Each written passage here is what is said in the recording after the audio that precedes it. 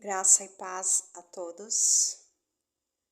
Que o Senhor venha abrir o nosso entendimento para que recebamos a sua palavra. Hoje é quarta-feira, 1º de maio de 2024.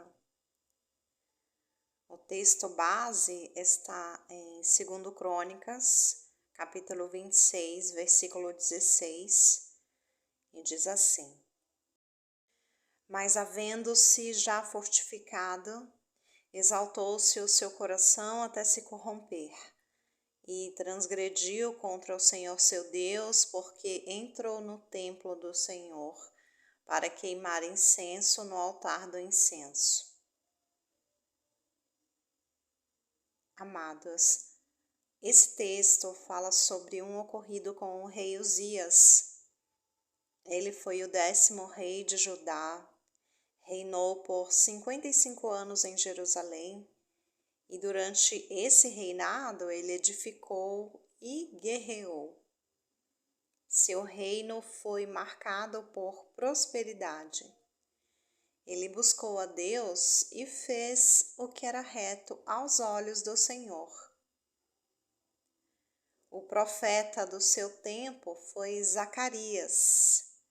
Diante disso, nos dias que buscou ao Senhor, Deus o fez prosperar. No entanto, ele se corrompeu ao entrar no santuário para queimar incenso. E ele não podia fazer isso, porque ele não era consagrado para fazer tal coisa. Ele não era sacerdote nem descendente de Arão. Um outro texto que quero trazer e juntar a esse é um texto que está em Neemias, capítulo 13, versículo 26, que diz assim: Porventura não pecou nisso Salomão, rei de Israel?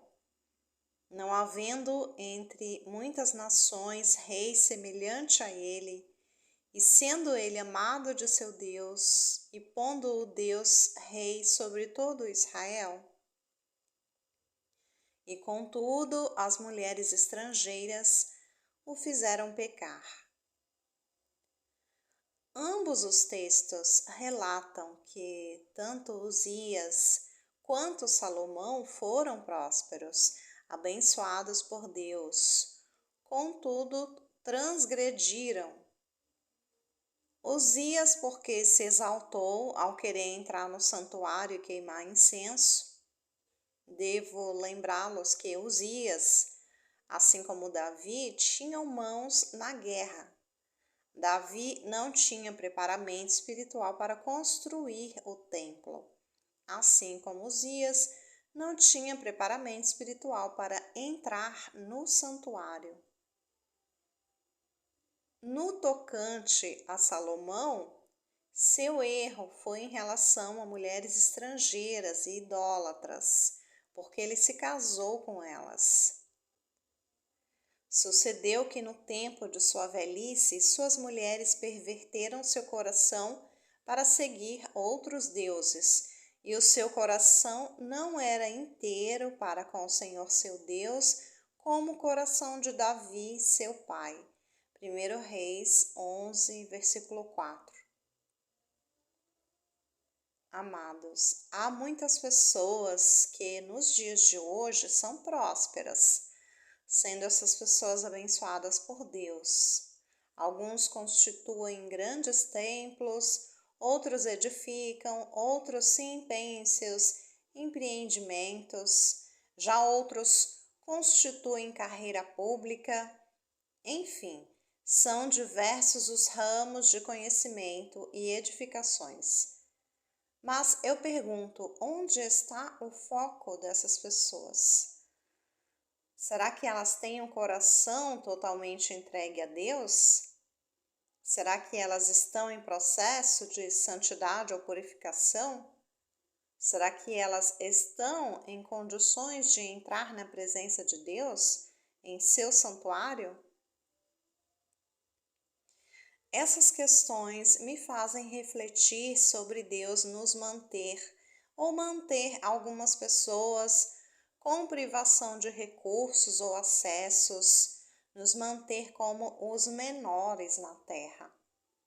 Isso para que nosso coração não se exalte e também para que não nos percamos do nosso caminho já traçado, mesmo antes de nascermos. Porque sou eu que conheço os planos que tenho para vocês, declara o Senhor. Planos de fazê-los prosperar, não de causar dano. Planos de dar a vocês esperança e um futuro. Jeremias capítulo 29, 11. Portanto, devemos confiar em Deus, em suas promessas. Ele não quer que o homem venha perecer, nem o seu coração venha desfalecer com a vaidade por causa da vaidade, e entre elas a vaidade espiritual. O livro de Eclesiastes nos ensina sobre a vaidade de uma forma compilada no versículo 11 do capítulo 2, que diz assim: E olhei eu para todas as obras que fizeram as minhas mãos, como também para o trabalho que eu, trabalhando, tinha feito. E eis que tudo era vaidade e aflição de espírito, e que proveito nenhum havia debaixo do sol.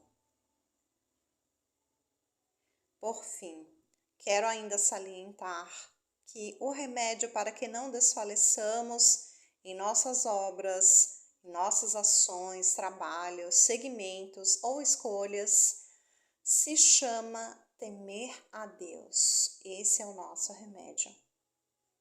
Esse é o verdadeiro princípio da sabedoria. Oro para que venhamos a entregar o nosso coração ao Senhor de modo integral e não parcial, e que Ele possa nos purificar, nos transformando de modo que sejamos dignos dEle, da sua salvação. Louvado seja o Senhor nosso Deus. Quão profundas riquezas ao saber e o conhecer de Deus. Quão insondáveis seus juízos e os seus caminhos. Quão profundas riquezas o saber e o conhecer de Deus.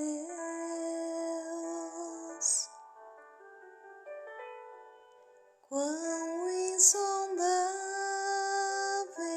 seus juízos e os seus caminhos.